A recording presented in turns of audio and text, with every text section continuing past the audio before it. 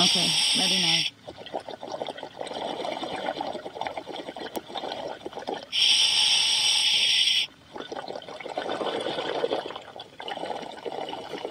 Pat, you are live. Welcome everybody to, I can't believe I'm saying this, the very last dive of phase 1. So I will wait until the end of the dive to do all of the thank yous and the wrapping up and everything. But for now, I want to get straight into it. So I am Patrick, your underwater biologist today. We have Jeandre working the camera from South Africa. And we have Lauren, the Scot, my girl, my partner in crime, up on the surface. So today I am diving not little tunnels, big tunnels, which is kind of up north, but still on the western side of Grand Cayman Island. It is a beautiful dive site. If any of you remember the dives we've done at Orange Canyon, then this is very similar in terms of its topography and its organisms. So, if you do have any questions, please send them in. If you are on Twitter using that hashtag diveLIVE. Lauren, say hello. Hi everyone, and thank you for joining us on our last dive of phase 1. Now Pat, we do have some requests. Paula would like a turtle or a shark. Yeah. So I think a turtle is definitely possible. Yes. And I would like a loggerhead, of course. Yes, of course. And that's it for now, but please do send in your questions and please do send in any requests or comments that you have relevant to what we're seeing on screen, of course. Either use the Facebook or YouTube streams, or of course if you're using Twitter, use that hashtag diveLIVE. Yeah, Lauren, you might want to get that ID book out. I found a few funny looking blennies. There's 3 of them here, so I'll just point them out to Jeandre. So there's one here, one here, one here, and they've all made themselves little, oh there's 4. They're all over this little coral. They're all just sticking their heads out of their little hidey holes, and hilarious to look at. They move their eyes independently, which is a very unique trait that blennies can actually do. But the fact that they can do this makes them look very funny when they're sticking their frog-like heads out of little holes. Okay, I'm on it. Can you just tell me, is there any like appendages sort of on its head or above its eyes? It doesn't look like it, but just to confirm. Yeah, I can't see any cirri. I will move in for a closer look. Yes, there are tiny little cirri coming out from just above its eyes. Okay. This might take me some time, but we are getting a really good look at it, and its eyes are moving completely independently. And they are actually feeding, Pat. They're plucking bits of plankton out the water. Oh, that's really cool. I did notice that they were kind of popping out a little bit, so yeah, it's nice to see them doing what they do best. Oh, this is going to be a tough one. Yeah, they are pretty small. I'm not expecting a complete positive ID, but I definitely did want to point them out because they're such classic looking little organisms. Yeah, very similar to gobies, but not quite. So I'm not sure I'm going to be able to make the ID right here, right now, but both Pat and I will make it together when we get back and add it to this species list that we have. Oh, this one looks different. Sorry? I actually think they're different species that we've all just had a look at. This one that we're looking at now looks different from the other ones. Oh, really? Yeah. Interesting. Oh, yeah, I can see that. And there is a 3rd one down here as well. But I think that's the same species. There's a perfect little hidey hole for blennies there. Look at their eyes. The best. If anyone does know the species by any chance, please do let us know. Yeah, yes, we would love some viewer input if you are watching along and have an idea. Yeah, I'm still looking, but it's going to be a tough one. I can only see its head as well. It could be the speckled blenny. So we have a mutton snapper right here, and it has been coming very close to us the whole time we've been down. Just to right here, Rian. It was literally just at Rian's tank. I don't know whether he thought it was a fish or anything, but he has been staying so close to us, almost within reaching distance the entire time we have been down here. So mutton snappers do tend to follow around divers in this area because they know that divers will spearfish lionfish. And sometimes if they're sneaky or lucky enough, they will get a little bit of a free feed from the spear fishermen. Oh, we're really close to this mutton snapper. It looks like it's barely moving. Yeah, it really does not care that we are here at all. Wow. Hey, mate. I cannot believe how comfortable this snapper is around it. Yeah, they're so... I would say, personally, I find the mutton snappers the most curious fish on the reefs around here. Yeah, most definitely. They will always come up and say g'day. Just like these fish up above us, the horse-eyed jacks. Another curious fish, and another powerful predator as well. So let's go up a little bit and see if we can get a good look at them. So what are you hoping to see, Pat, on your last dive? Well, I'm right with you with the loggerhead, but any turtle will be fine. And, I mean, I would really like to see an octopus, but I'm not sure whether that is going to happen, but I will keep my eyes out. But yeah, a turtle is on the top of my list today. And we have a huge aggregation of horse-eyed jacks here. There's hundreds of fish in this school. Yeah, I can see that. Wow. This is magnificent to watch. How beautiful. Yeah, there looks like a lot, well over 100 for sure, I would say as well. Yeah. How unreal. There seems to be a lot of horse-eyed jacks about this area. Yeah. This morning, I suppose, when we were at the dog posting, we did see a lot then as well. So perhaps it is all of the food that's around in the water at the moment, or maybe it's just an active season for them. But jeez, they are thick right here. Yeah, I can see some yellowtail snappers in there too, sort of trying to blend in. I think there just must be a lot of food around for these guys right now. Yeah, I think that must be the case. Big Texa mentioned we'll have to find shark bait, but unfortunately we're not in shark bait's territory. We are diving off the boat today, so it's highly unlikely we will see shark bait, but there is a high chance to see a turtle for sure. Yeah, this place is crawling with turtles.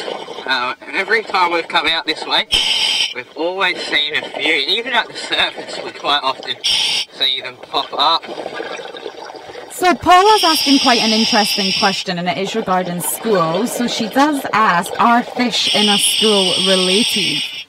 Are they? Oh, as in siblings? Yes, I imagine so. Yeah, it really does depend on the species. Quite often not, because fish do broadcast spawn. So once the eggs... So broadcast spawning, let me explain that first, is when fish shoot gametes into the water column. And then they will... So gametes being sperm and egg, they will form a zygote once fertilized, and then after that the current can take them anywhere, so they do tend to disperse quite a bit. So this does mix up young and everything like that, and so not, I mean that some of them may be related, but it's not likely that they would be. Now, if we come down here, Rian, I did just see two new species that I don't believe we've ever seen before. They were what I think is called the porkfish. I have lost where they are now, but let's go look down where I spotted them and see if they're still looking Yeah, please look. It would be great to have another fish for the ID list. And you're right, we haven't seen one of these before. So sometimes new sites deliver new species for us.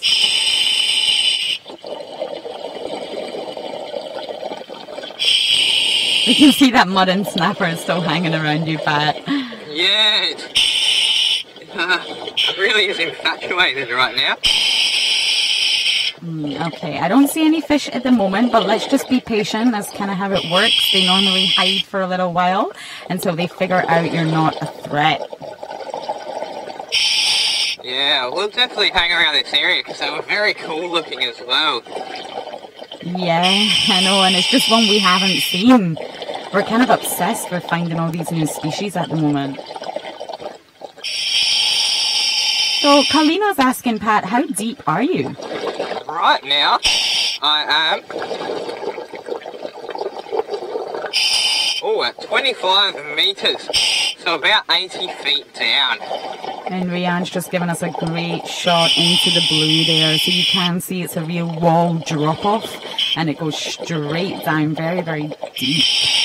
Yeah, the Cayman Trench, which is where this drop-off leads down into, is one of the deepest trenches there is. So it is about 8 kilometres down at some point, so almost 28,000 feet deep. It's a very long drop. Yeah, I'm not sure I would quite like to go all the way down there. And as we look up, it's really showing just how extensive the black corals are here. So all of these tree-like corals that are hanging off over the edge are called black corals, which are put in the grouping Antipatharia. Antipatharia is the name they were given because they were believed to treat certain diseases or pathogens, so antipathogen, which is where they get their name from. Now, unfortunately, they also polish down to very beautiful jewellery, and this has led to massive declines in their numbers over the years. But seeing massive colonies like this really is encouraging that the protection status of them has made a bit of a difference. So Lady Starfire was asking just what dive site we're at again, so maybe if you can remind everyone, we're not at Casuarina Point today. No, we are at Big Tunnels, which is on the northwestern side of Grand Cayman Island. And it's right near Orange Canyon, Little Tunnels, which are both dive sites that we have done before. It looks like we've got a little school of silversides here. Oh, now you know what that means. That's why the big fish are hanging around, Pat. Yeah, that could definitely be it. So they do come here for a short season every year, and this brings in a plethora of predators. So unfortunately, we're not going to be here for when they really come in thick, but we do see little schools of them like this hanging around now, which kind of indicates that they may be coming in soon. Yeah, so silversides are kind of grouped together with herrings and anchovies. It's kind of really difficult, as you can see, they're so small, to really get an ID on what they are, and often they group together, so it's a big mixed ball of these three fish. And they are absolutely tiny, they will always be in schools, and these are the ideal food for so many of the big fish up there. So it looks like they're trying to hide in safety in numbers, and the big fish are all lurking around to get some action.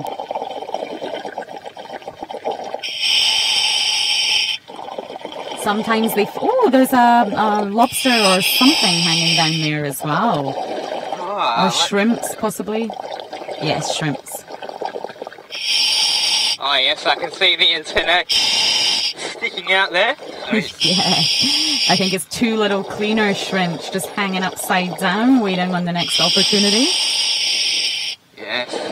So those antennae do look like they could be a bit of a giveaway, but when they are a cleaner strip, it's more of a help to them than a hindrance, because it shows other fish that if they do need to go to a clean, where they need to go. So Marcy was asking, do we have minnows here? I'm not sure what she means by that. Do you, Pat? Minnows, I believe, are small fish just like silverside. Oh, okay. But the only time I've heard of minnows is when they have been referring to small fish. So I think it is kind of like another word for a silverside, or a type of silverside maybe. Yeah, honestly, Pat, we're getting a great view of you and just all these fish lurking around you. Oh, it's great. There's so many species right here at the moment. It really is a beautiful dive site, especially in amongst all of this black coral. Yeah, a lot of people are commenting that minnows are very similar to silversides, but they're freshwater. So that could possibly be why I don't really know much about them. Yeah, and this mutton snapper is not letting up. I don't know what he wants. What do you want? Probably just a big fish to eat. But it really isn't fazed by us being here at all. Alright, so let's come back up onto the top side of the reef, come a little shallower, so I can conserve my air a bit on this last dive. So, just because you are a little bit deeper, Pat, can we just get an air check? Yeah, sure. So, I'm on 120 bar. Still plenty of time. And Yvette was actually asking a general question, but she asked, what type of sea turtles swim in this ocean? So here in the Caribbean Sea, we have three main species of turtle. Well, here at Grand Cayman anyway. We have the hawksbill, which is by far the most common species that we get here. We see them a bit. Next after that is the green turtle, which are similar in appearance to hawksbills, but still look different and grow a lot bigger. And then lastly, we have the loggerhead, which are huge big turtles with a big, thick, log-like head. So they are the three main species that we get here. There is evidence that there are leatherbacks that come here. We know that leatherbacks definitely nest here, but yeah, that is the main species. Now I found these porkfish just down here. Look how excited I get. Okay, I've got the ID book ready, but I haven't got a visual quite yet. So it looks like they're going to come out the other side of this little cave here. Okay. I've always wanted to see one of these.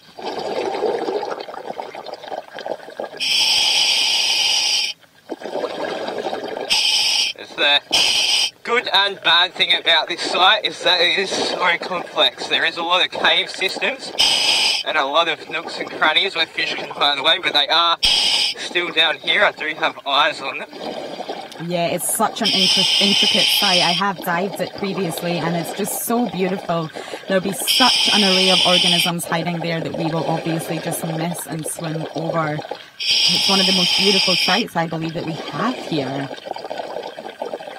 I really hope we can see this fish. Right here. Oh, wow. Hello there. So they are very unusual in their markings, those two big fat black bands. Yep, I can confirm you were right, Pat. It is a pork fish. That's P-O-R-K fish.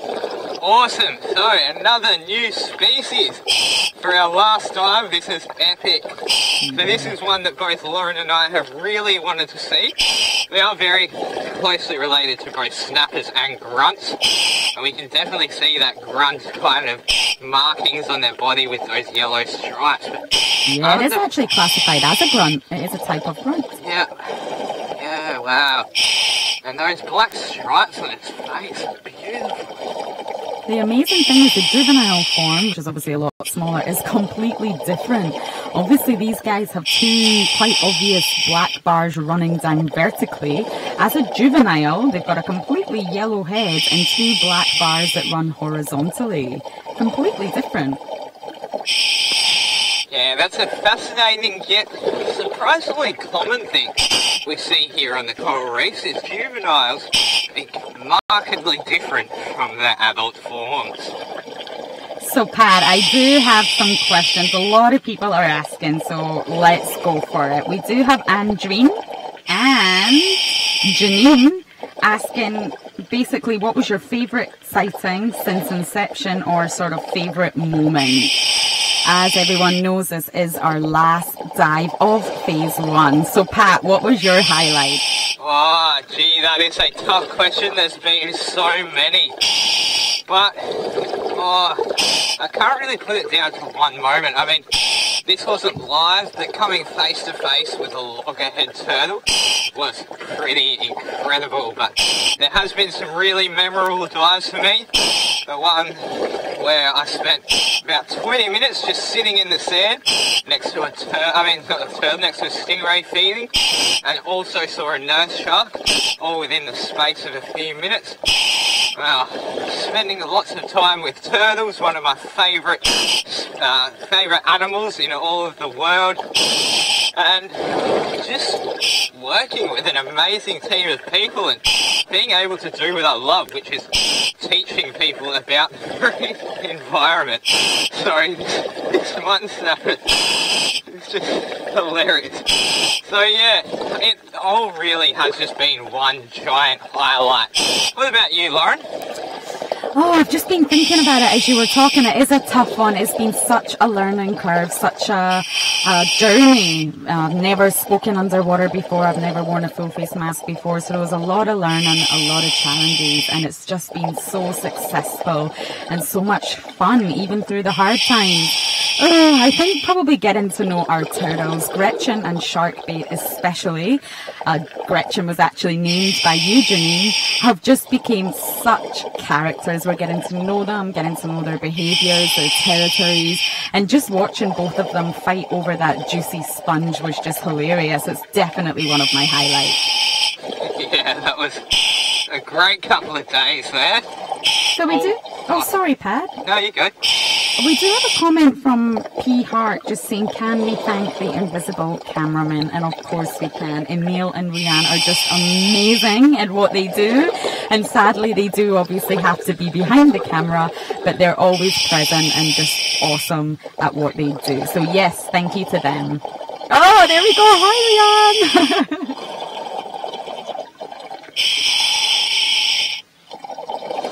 So, I am keeping my eyes looking a little bit upwards today because the loggerheads do tend to hang around pretty shallow. They usually swim around pretty shallow as well. So, I am looking up, but also trying to look down at the same time because there is so much on this reef right now. There's so many different colours, and we have found a huge bearded fireworm right here, which I don't believe we have shown live before. Oh, nice. I don't think we have. Let's take a look. Wow, it's massive. Yeah, so just for everyone watching, it does look like a bit like a gorgonian, but that sort of thing moving in the middle behind the fire coral is a bearded fireworm. Yes, and they are polychaetes. Polychaetes being segmented worms. So they are just like the earthworms on land, except down here they are a lot more diverse and come in a whole range of shapes and sizes. If you notice, Christmas tree worms and horseshoe worms and feather duster worms that we all point out, they are also polychaetes, so they're a diverse range of, or they're a diverse phylum really. And this, well, they're called polychaetes because poly means numerous, kind of, and chaete is short, well, it's kind of another way of saying cheetah. So chaetae are the tiny little things that we can see coming out from each of the segments that's kind of using as its legs.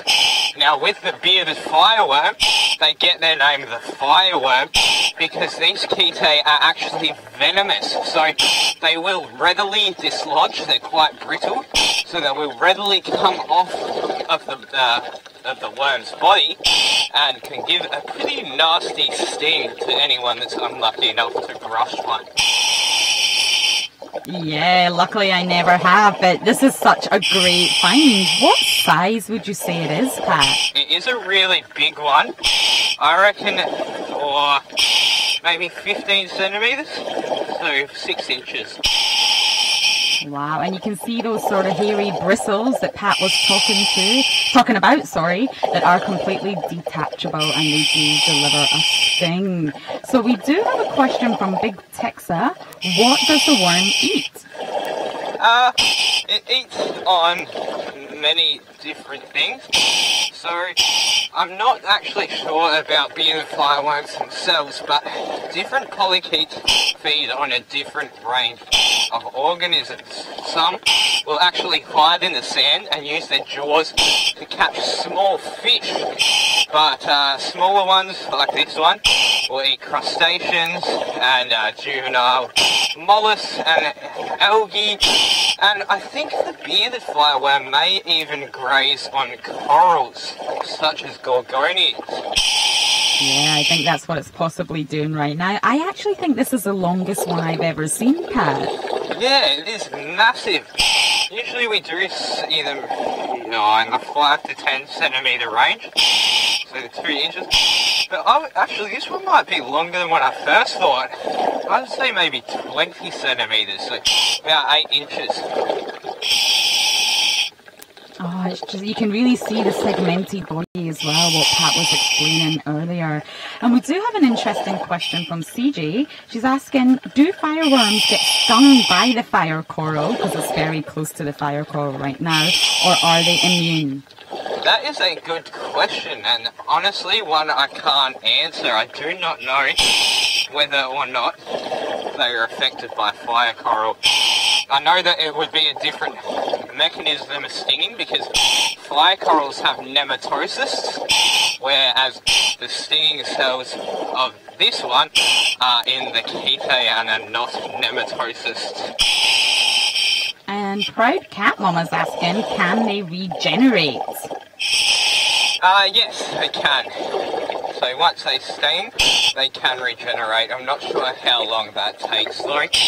But it is something pretty commonly seen in polychaetes is regeneration of the body. Now, just to update everyone, I am on 70 bar.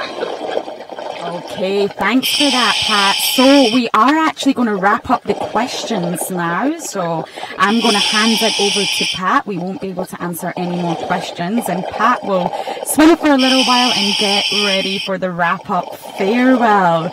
So thank you, everyone. Pat, over to you. Yes, thank you. So, let's see what else we can find in this little time left of the final dive. There's just so much happening on this little piece of coral bombing.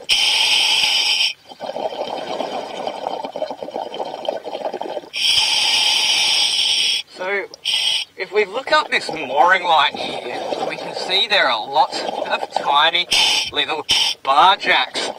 And they, I think, must be feeding on the little barnacles and sessile attached crustaceans and mollusks that we probably couldn't even see with our eye. And up ahead, we do have a barracuda coming across, so perhaps it is coming to feed on the little jacks.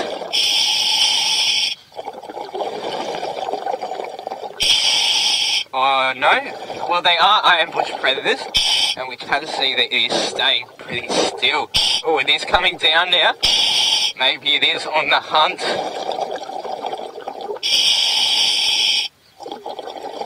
Let's stop and watch this for a second. It does definitely seem to be attracted to them.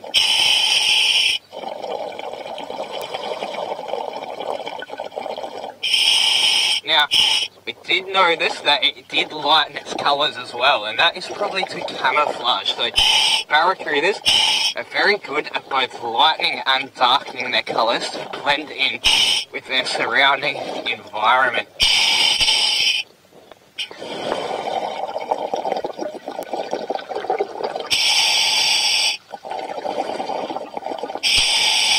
So, we can see on top of the reef as well that there is lots of fish feeding right now. Lots of little blue chromis, little wrasse, brown chromis, sergeant majors, and that is because there is a lot of plankton right now in the water. And what plankton is it's a general term given to anything living in the water column that can't really fight the water current. So it will move kind of with the water current. It's at the mercy of the oceans. And this can be algae or little animals, little crustaceans, fish larvae, coral larvae, it could be anything. And it is really a massive building block in the food web, because so many little fish will feed upon plankton.